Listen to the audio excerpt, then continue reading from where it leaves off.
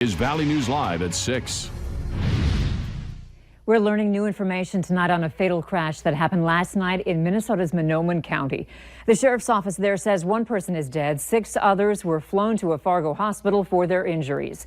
Valley News Team's crime and safety reporter Bailey Hurley talked to people living in Waban today who say this crash has shaken their little town. Mike, Andrea, the crash happened at the top of this hill here on 250th Street, just about a mile east of County Road 3. Now, several people in the Waban area tell me that one of the vehicles involved carried a mother and her 3 children. However, police have not yet confirmed that detail. And a helicopter landed just down the road and took all 6 of those injured and flew them to a Fargo hospital last night.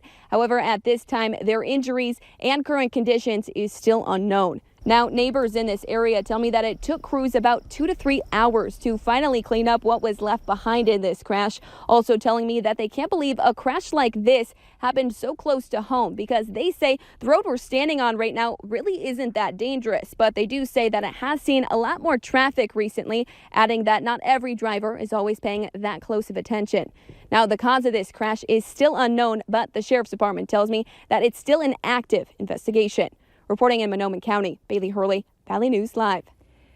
The names of those involved in the crash are not expected to be released until tomorrow. A pretty nice day out there if you don't mind the wind. Let's find out what's happening this evening.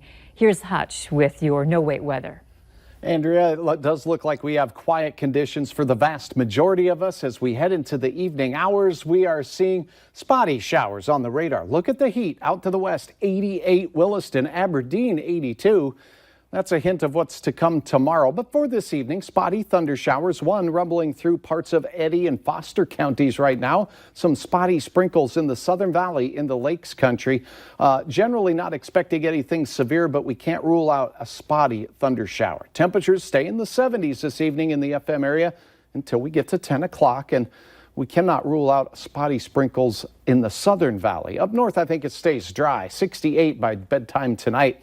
As we head toward the weekend, we do have some changes to talk about. I'll have all the details on some rain in our forecast here in a few minutes. All right, thanks, Hutch. Authorities say 32-year-old Cody Lee Littleghost is awaiting charges after a domestic situation led to a foot chase in Hawley. It happened yesterday when Clay County investigators were in town searching for a man involved in a domestic situation in the 900 block of Westgate Circle. The 33-year-old victim said she had been assaulted by her boyfriend, Cody Littleghost, from Moorhead. Police say after Littleghost allegedly smashed her car windows, took off on foot. Shortly after, police nabbed him outside the Dollar General store. The Fargo Police Department is asking for your help finding the 3 people on your screen. If you have any information on them, you can contact Fargo Police at their tip line, 241-5777. Be sure to reference the number on the photo. The suicide death rate is increasing in North Dakota more than in any other state, but there is hope. Suicide Prevention Program Director Allison Trainer was recognized by the Day Beaumont Foundation as one of their first 40 under 40 in public health honorees. This is for her work building a statewide coalition that has proven to reduce suicide death rates. Trainer's focus is increasing people's sense of purpose and connectedness and providing coping skills. No one person is enough to keep someone safe. No one person, event, or thing causes suicide alone. It's only when we all work together, we use best practices, we communicate risk, and we invest in prevention that we'll see this change. If you or someone you know is struggling, call this phone number, 1-800-273-8255, and First Link will connect you to someone right here in North Dakota who can help. Millennials have been called many things, including the most health-conscious generation ever. But now, new data is citing the devastating impact of alcohol, drug misuse, and suicide in the millennial generation. Numbers from the nonprofit Trust for America's Health and the Foundation Wellbeing Trust show alarming increases around the past decade, with drug-related deaths for 18 to 34-year-olds increasing 108%.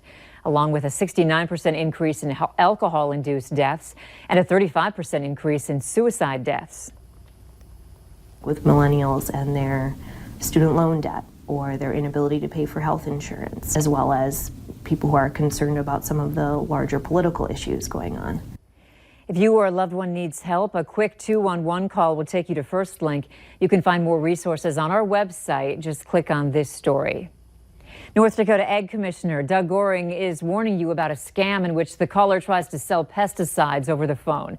Goring is urging people not to buy pesticides or give any credit information to anyone who contacts them by phone.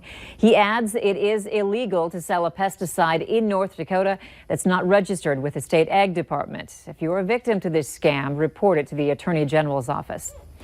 Even as the national debate around gun rights grows more intense and polarizing, more guns are finding their way into the hands of kids, but not in the way you might think. The high school sport of trap and skeet shooting is gaining popularity in the FM area. Valley News Team's education reporter Veronica Marshall talks to athletes and coaches about why the sport is so valuable for students. It's just kind of a way to get away, and you just come out here and you don't have to worry about anything else other than just shooting at a little target in the sky. Cooper Solly was a three-sport athlete at West Fargo High School, but he says being a part of the school's target team gave him a break. Football is very brutal. You get beat up after every game, but this is just a little peck on the shoulder. It's fine. It doesn't really hurt. And he isn't the only student who's benefited from being on the team. This sport is inclusive in the fact that male, female, handicapped, you name it, they can get out there and they can perform. Cooper's father and the team's coach, Mark Solly, says the sport also earns high marks from parents due to how safe it is. He says because of this, the sport's popularity has been growing. We've grown each year a little bit. We were just doing it as like a club team. And then after like 2 or 3 years in the club, high school teams here and there started kind of like getting into it. And then now it's crazy. There's a bunch of schools and it's a huge state tournament every year. Just 3 years ago, North Dakota's state tournament broke records by having more than 250 student athletes compete. This year, more than 1,300 student athletes from more than 50 different high school teams are expected to come here to compete. Organizers also expect more than 1,000 spectators. Solly says the sport's popularity is encouraging because it means more students will have more opportunities to find the same outlet and acceptance his son did. The kids that haven't played other sports, and this might be the only thing they've competed in or sport they played, and you see it, and it brings them into that team concept. They're part of something. I think it's awesome. It's a way that kids that don't or aren't in any other sports can get into this one and have fun. In Horace, Veronica Marshall, Valley News Live. Minnesota's Trap Shooting Championship is this weekend as well. Moorhead students and others from our area are traveling to Alexandria to compete in what's being called the world's largest shooting sport event. For more information on both events, you can head to our website, valleynewslive.com. Later on Valley News Live at 6, what to do when you spot a turtle on a dangerous roadway. Some tips on helping them across the road. We've been cool the last couple of days, but the coolest of the air shifting off towards the lakes region. We are seeing some 80s to our west. They're heading our way. Today, seasonable. An update to your Father's Day weekend forecast. I'll have the details on